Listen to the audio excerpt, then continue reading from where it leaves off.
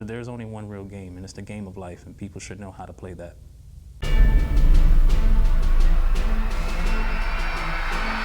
I always knew I wanted to do something with my life. I always knew I wanted to do something big. Looking, fires, caught, touchdown, march it right down the field on their opening drive for Mayfield. Learning how to become a better person and to be a man and handle yourself, not just as an athlete, but as a person, because people don't expect you to be good. I was born in a city called Miami, Florida. I was born on the beach at North Shore, actually Mount Sinai. And basically growing up there wasn't really easiest place to grow up, but gave me the background for who I am today. I was an only child till I was about 5, and before my first brother came, all I can do is remember, riding with my mom, being in the car seat, listening to music and being taken care of by my grandmother and my grandfather. I always had that sense of I wanted to help them, I wanted to be there for them, but I also wanted them to never go through the struggles that I went through. I remember my grandfather telling me that, you're gonna be something someday, you're gonna be whoever you wanna be, just keep believing in that. Football was one of the things that really, really stuck with me. Playing football really opened up a lot of the things that I've learned today. I grew up in Carroll City, Florida. Growing up there was fun, but it wasn't easy. Every block was its own block, and every block had its own rivalry. It was just crazy. Back in Carroll City, people were always outside. The thing out there was you're either gonna be the dope boy on the corner and you're gonna make all of the money and you're gonna drive the cars and you're gonna get all the women, or you're just gonna go to school and be bored. Football was it for me, and football was one thing that I learned, that if I do well, I can make it out and I can take care of my family to not ever have to live in those type of conditions or be in a place like that ever again. Sports should be the thing you fall back on, and education should be the thing that you excel in. I was that kid that had a issue with when the teacher asks a question for people to raise their hand. I never wanted to, but I always knew the answer. Going into high school, I was a quarterback of a winning team in Pembroke Pines. We went undefeated and we lost the first round of the playoffs. And when I tell you that hurts. No matter what happens, there's gonna be adversity in your face if you're just willing to stick it through and you're just willing to push and understand that you might fail, but try to fail fast so you can hurry up and succeed. It wasn't until senior year that I was starting to understand the NCAA process. And I was told and I understood at the time that you get 5 visits. And I didn't know what to expect out of these 5 visits. My coach always told me, if whoever comes to the school, that's where you should be, that's what level. And I've always told him since I was a freshman, I wanted to be D1, I wanted to be D1. I want to play at the highest level that you can play. Southern Illinois offers me a visit. Okay, first team, I take it. I go up there, didn't really like it. Come signing day, I didn't sign with Southern Illinois. And I questioned my coach. I said, there were bigger schools here. Coach, what did I do for 4 years? What did I do all of this for if I'm going 1AA? It's not where I want to be. He said, well, that's who came for you, so you should sign. Signing day came and I didn't sign. I was able to contact the coach that believed in me from FAU and watched me and told me he can let me walk on the team.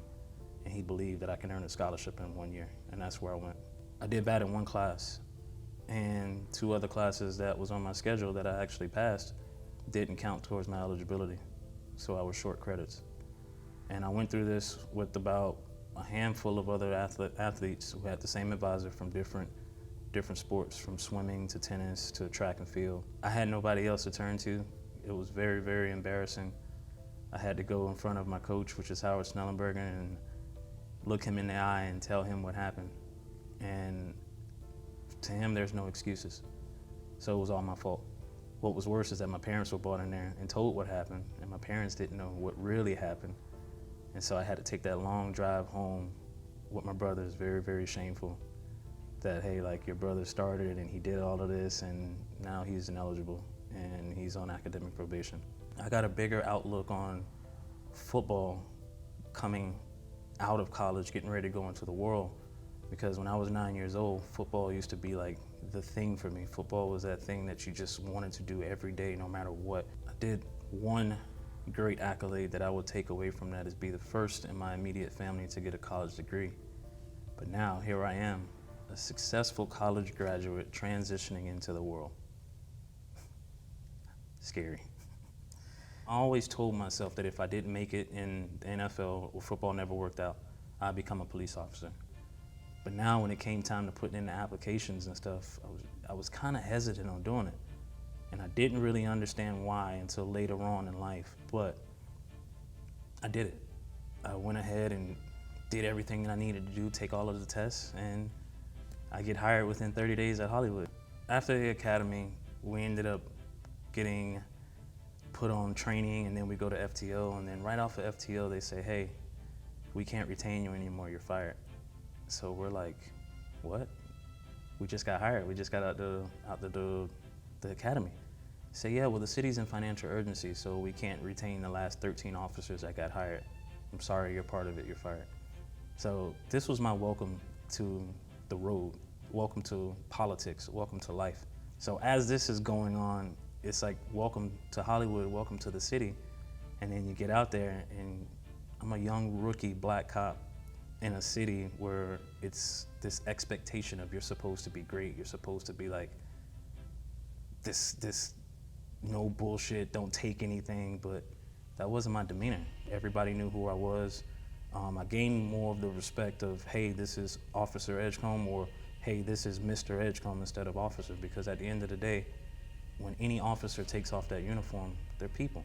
I put together a plan of getting to know everyone, letting people know that I'm here to help. You know, I arrested them, and when I arrested the people that needed to be arrested, I explained to them why they're being arrested.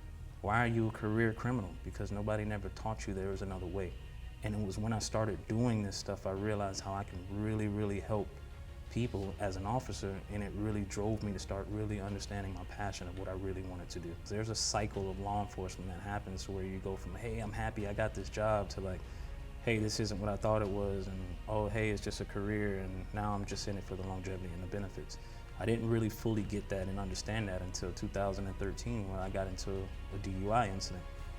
The DUI incident happened near my own city, a jurisdictional boundaries. But the other jurisdiction didn't arrest me. My own department did.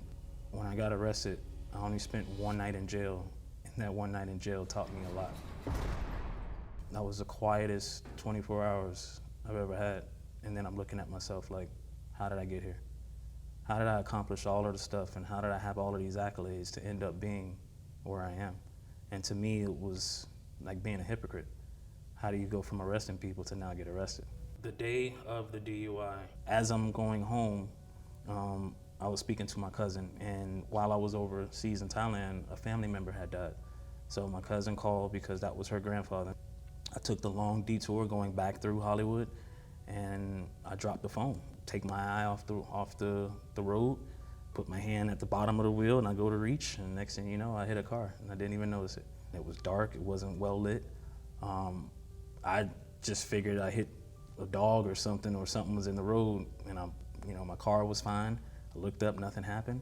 I stopped, and I'm like, wait, hold on, this is not a good area. That particular block was like the drug block, so I know good and well, like if I get out here and they see me out of uniform, I didn't know what was gonna happen. So I tried to just, drive to our network center, which was close, and car tire blew out. Next thing you know, my department shows up. I said, hey, apparently I might have hit someone, and they took that the wrong way, and obviously the smell and everything else, and then, the arrest. I was very, very depressed at that time. I really took it hard that I did this to myself and I'm this person. I took it as so hard to where I almost committed suicide. The only thing that really stopped me was this little voice of my daughter's in my head, and saying how I've always told her since she was young, I would always be there for her. I didn't reach out to anybody, I didn't call, not a lot of people call me. The culture within law enforcement is if someone is out or someone is on suspension, they're kind of like blackballed, they're black sheep. Nobody calls them, nobody talks to them. I really had to coach myself through it because I almost killed myself 3 times in 4 months. I promised myself coming out of that I would never, ever be in that position again, no matter what, because this is life. Like, that was the hardest thing I had faced in life. Now I'm developing programs, and from my DUI, a book, my first book, Bridging the Gaps, came out. And Bridging the Gaps wasn't a book that I wanted to write. I was just trying to help someone else, because I put myself in a position of service after that incident to just help any way I can and help anyone else. Through that, a lot of opportunities came, and when that book opportunity came, I was helping someone else out, getting them in contact with a publisher, and the guy asked me what my story was. I've never believed I had a story. I was just a, middle-class kid growing up, had, average middle-class stuff.